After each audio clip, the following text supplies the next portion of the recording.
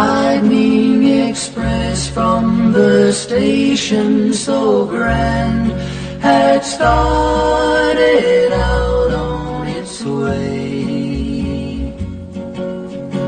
All of the passengers that were on board seemed to be happy and gay, but one little boy who sat by himself was reading a letter he had.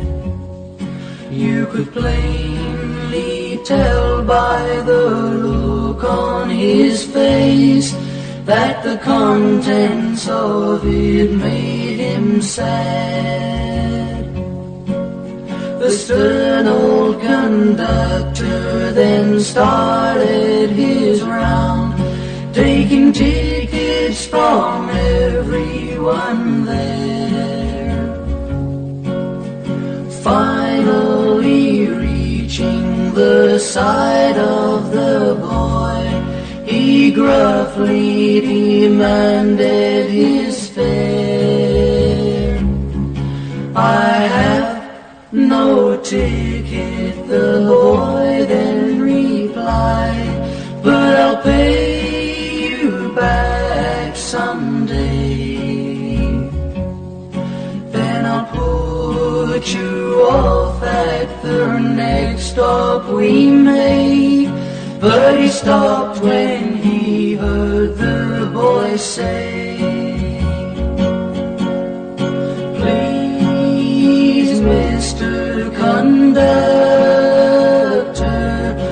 don't put me off this train.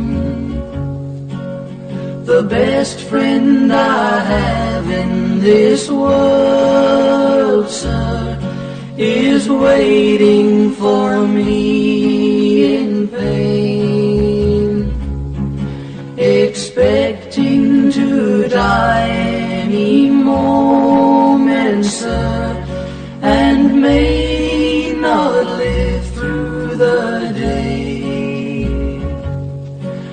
I must get home and kiss mother goodbye before God takes her away."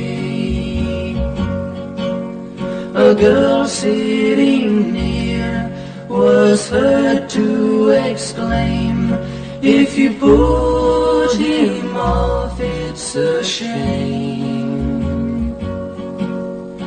Taking his hat, her collection she made, the boy's way was paid on the train. "I'm obliged to you, miss, for your kindness to me. You're welcome," she said, "never fear." Each time the conductor would pass through the car, the boy's words would ring in his ear.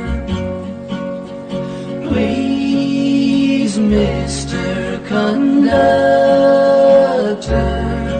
don't put me off this train.